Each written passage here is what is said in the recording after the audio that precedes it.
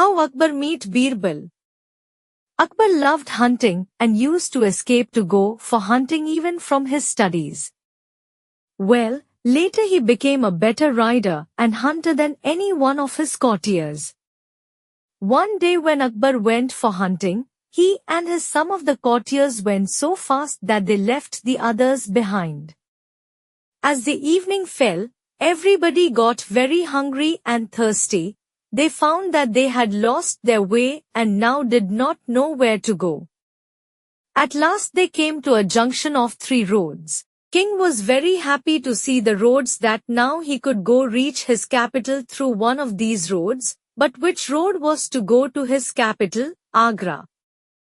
They were all thinking about it and could not decide it. In the meantime they saw a young boy coming along one road. The boy was summoned and Akbar asked him, "Hey young boy, which road goes to Agra?" The boy smiled and spoke, "Hujur, everybody knows that road cannot move, so how these roads can go to Agra or anywhere else," and laughed at his own joke. Everybody was silent, didn't say a word. The boy said again, "People travel, not the roads." "Do they?" Emperor laughed at this and said, "No, you are right." The emperor asked again, "What is your name, young boy?" "Mahesh Das," the boy replied and asked the emperor, "And who are you, Hujur? What is your name?" The emperor took out his ring and gave it to the boy. "You are talking to Emperor Akbar, the king of Hindustan, India. We need fearless people like you. You come to the court, with this ring I will recognize you immediately. Now tell me the way to get to Agra. We have to reach there soon." Mahesh Das bowing lowly pointed towards the road going to Agra, and the king headed on that road. That is how the Emperor Akbar met the future Birbal. The well dispute. Once there was a complaint at King Akbar's court. There were 2 neighbors who shared their garden. In that garden, there was a well that was possessed by Iqbal Khan. His neighbor, who was a farmer, wanted to buy the well for irrigation purpose. Therefore they signed an agreement between them, after which the farmer owned the well. Even after selling the well to the farmer, Iqbal continued to fetch water from the well. Angered by this, the farmer had come to get justice from King Akbar. King Akbar asked Iqbal the reason for fetching water from the well even after selling it to the farmer. Iqbal replied that he had sold only the well to the farmer but not the water inside it. King Akbar wanted Raja Birbal, who was present in the court listening to the problem, to solve the dispute. Birbal came forward and gave a solution. He said, "Iqbal, you say that you have sold only the well to the farmer. And you claim that the water is yours. Then how come you can keep your water inside another person's well without paying rent?" Iqbal's trickery was countered thus in a tricky way. The farmer got justice and Birbal was fairly rewarded. Back to square one. As usual, a lot of people were present in Akbar's darbar. A famous astrologer had come from a faraway country. He was talking about the solar system and the Earth's shape. At one point Akbar said, "If the Earth is round, and if one travels straight towards one direction, he will come back to the same spot from where he has started the journey." "Theoretically it is correct," said the astrologer.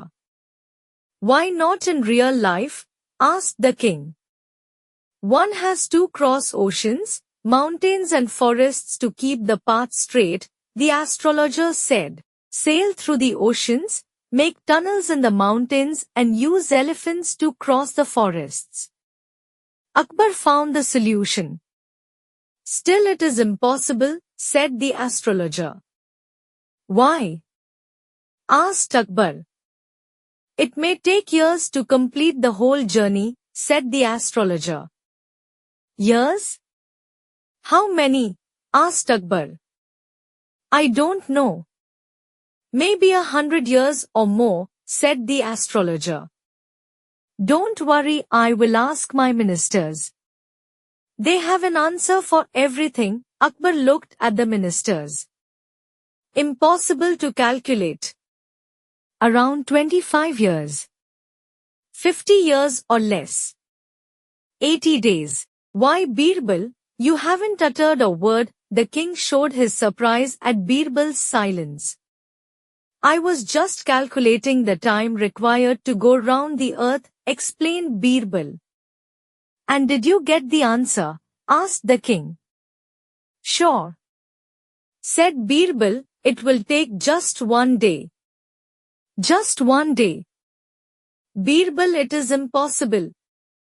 Even it will take more than 1 day to cross our country. Said Akbar. It is possible.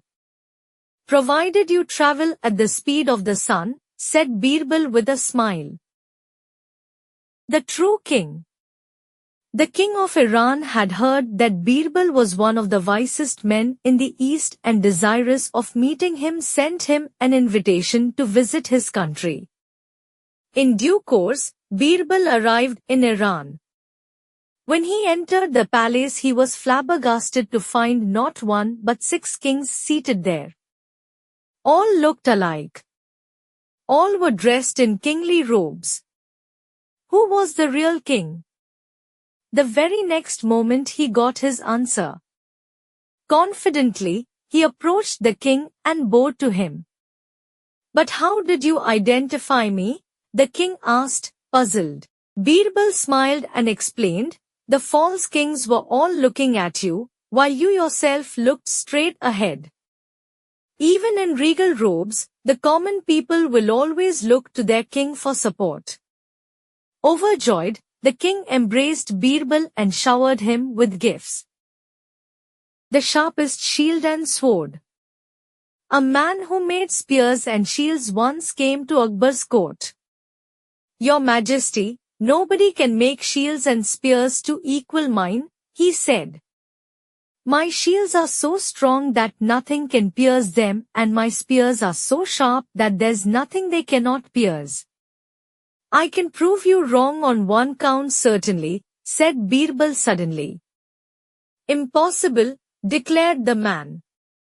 Hold up one of your shields and I will pierce it with one of your spears, said Birbal with a smile. The Sadhu. Akbar came to the throne when he was only 13 years old. In the years that followed, he built one of the greatest empires of his time.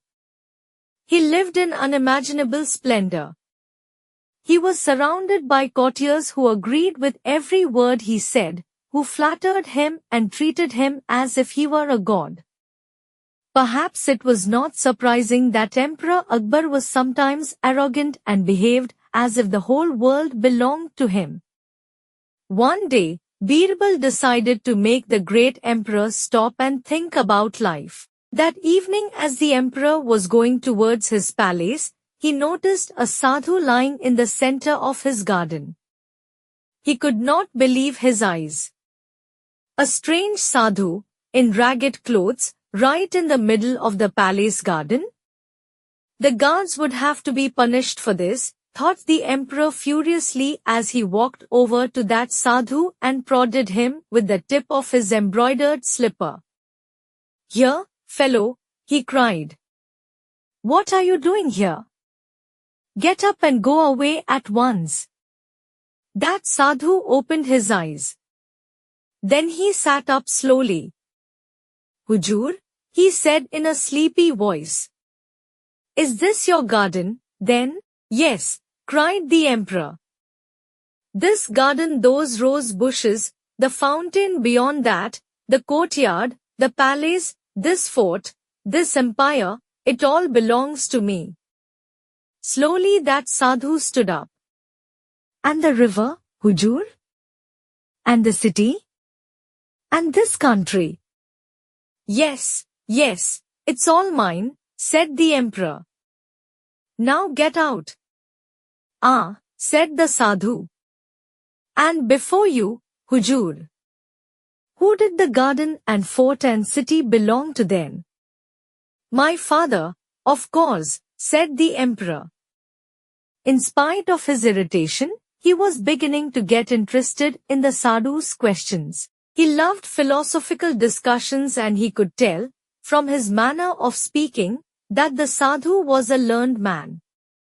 And who was here before him? The sadhu asked quietly.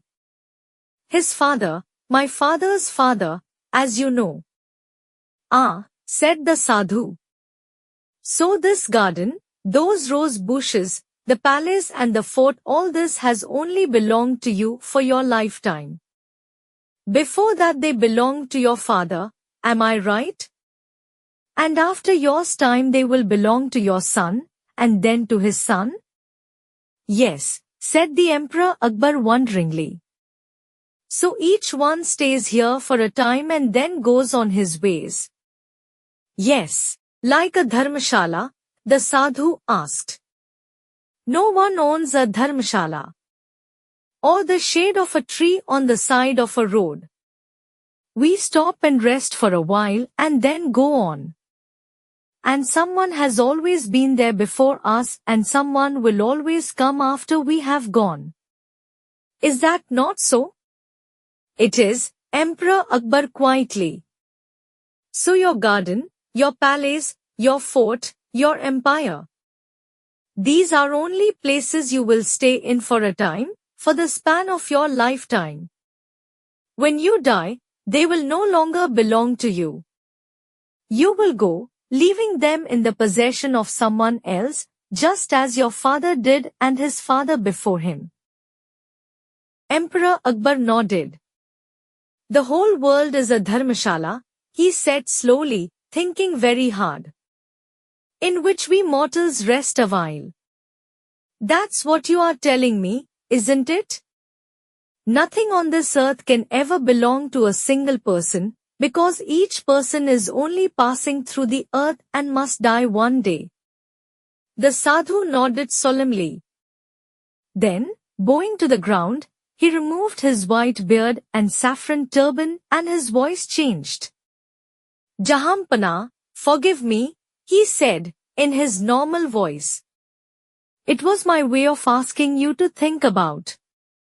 Birbal, oh, Birbal, the emperor exclaimed. You are wiser than any philosopher. Come at once to the royal chamber and let us discuss this further. Even emperors are but wayfarers on the path of life, it is clear. The musical genius. Famous musicians once gathered at Akbar's court for a competition. The one who could capture a bull's interest was to be declared the winner. One by one, they played the most heavenly music but the bull paid no attention. Then Birbal took the stage. His music sounded like the droning of mosquitoes and the mooing of cows, but to everyone's amazement the bull suddenly became alert and began to move in a lively manner. Akbar declared Birbal the winner.